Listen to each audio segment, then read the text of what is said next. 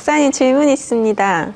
왜 옛날 구약 시대 때는 하나님께서 백성들에게 그 누룩을 넣지 않은 빵이나 떡, 그런 무교병을 먹으라고 했나요?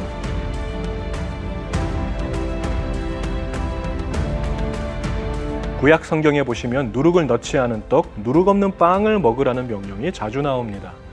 누룩이란 빵을 만드는 제빵 과정에서 밀가루 반죽할 때 넣는 효모를 말하는 건데요. 이 누룩의 기능은 부풀리는 것입니다.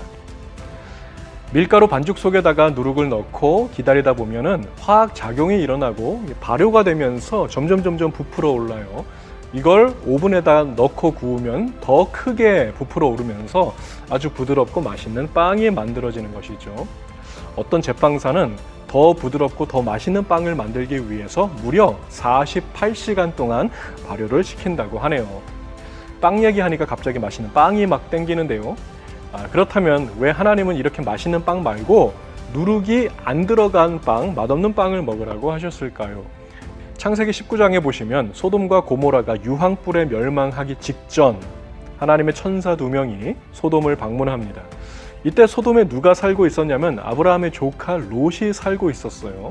저녁 늦은 시간 소돔 성문 앞에 앉아있던 롯은 2명의 나그네가 이렇게 지나가는 것을 보고 자기 집으로 초대합니다.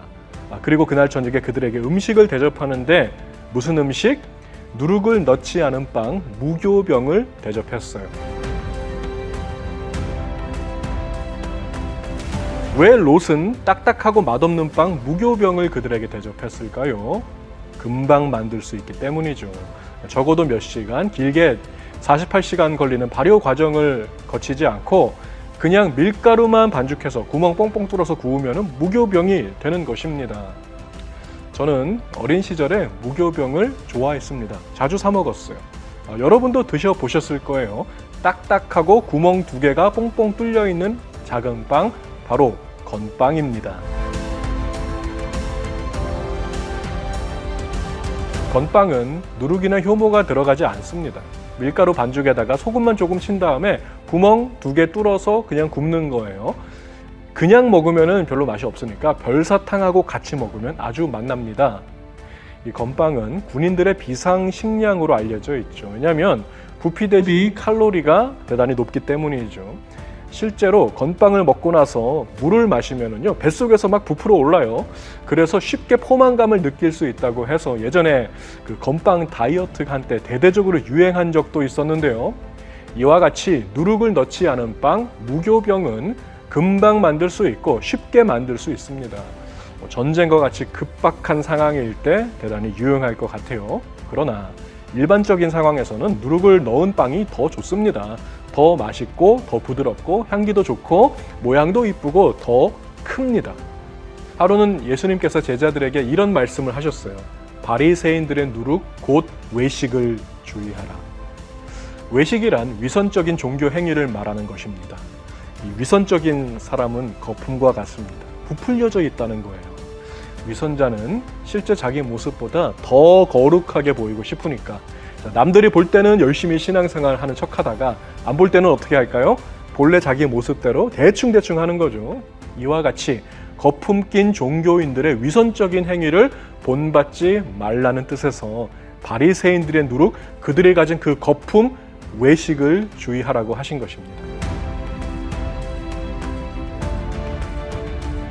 또 한 가지 이유가 더 있습니다. 누룩은 온 덩이에 퍼집니다. 그러니까 전염성이 있다는 거예요.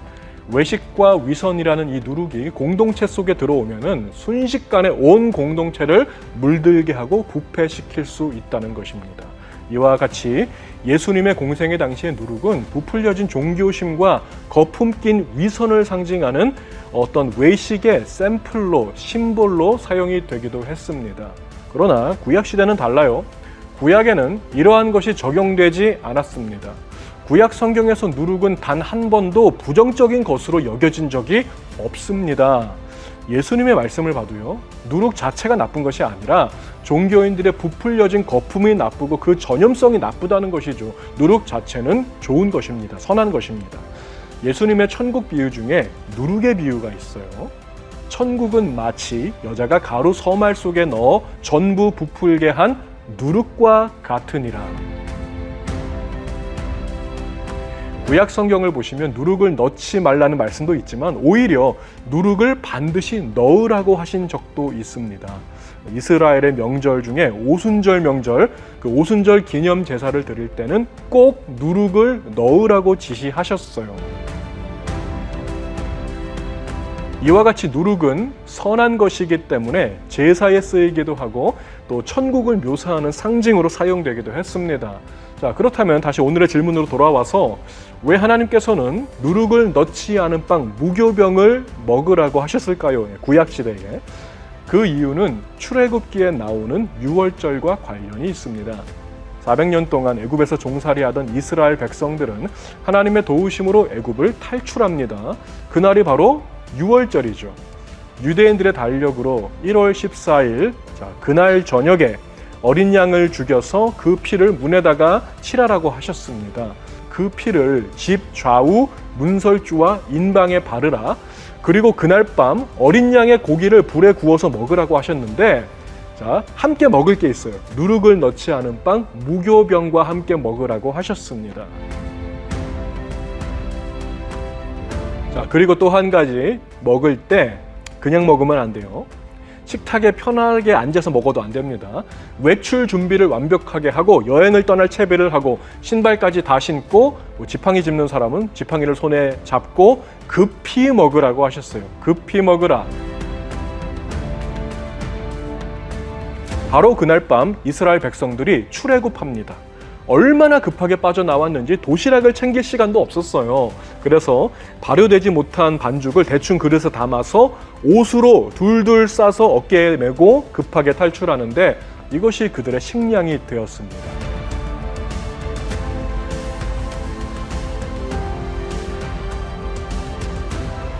무교병의 의미는 지체하지 말라는 것입니다. 48시간 발효되는 거 기다릴 시간 없다는 거예요. 머뭇거리지 말고 지체하지도 말고 속히 나오라, 빨리 나오라. 이스라엘 백성들은 순종하고 그날 밤 출애굽했습니다. 이스라엘 백성들은 누룩 없는 빵 무교병을 먹을 때마다 무엇을 기억할까요? 그 애굽 땅에서 무사히 탈출한 그날 밤 그 긴박한 구원의 사건을 기억하는 것입니다. 이 무교병에는 별명이 있어요. 고난의 떡, 고난의 빵입니다. 딱딱하고 맛도 없어요. 그래서 고난의 빵이지만 바로 이것을 먹었기 때문에 출애굽할 수 있었다는 것입니다. 오늘 우리는 무교병을 먹을 일도 없고 안 먹어도 됩니다. 그러나 무교병의 정신은 기억해야 할 것입니다. 여러분이 하나님의 말씀 앞에서 여전히 순종하지 못하고 머뭇거린다던가 지체하고 계시다면 또는 맛있는 빵만 기다리고 계시다면 어쩌면 그것이 바로 여러분의 발목을 붙잡고 있는 누룩일지도 모릅니다. 여러분이 애굽에 여전히 머물기 원하신다면 부드럽고 맛있는 빵을 마음껏 먹을 수 있을지도 몰라요. 그러나 여러분 여전히 애굽의 종살이를 하고 있는 것이죠. 하나님의 말씀에 순종해서 출애굽하신다면 무교병을 어쩔 수 없이 먹어야 하겠지만 여러분의 애굽의 종살이를 벗어나서 약속의 땅 가나안 땅으로 향하게 될 것이며 하나님께서 예비하신 양식을 공급받게 될 것입니다. 48시간 발효해서 만든 파리의 바게트 케이크보다 더 맛있는 하늘 양식 만나를 예비해 주실 것입니다.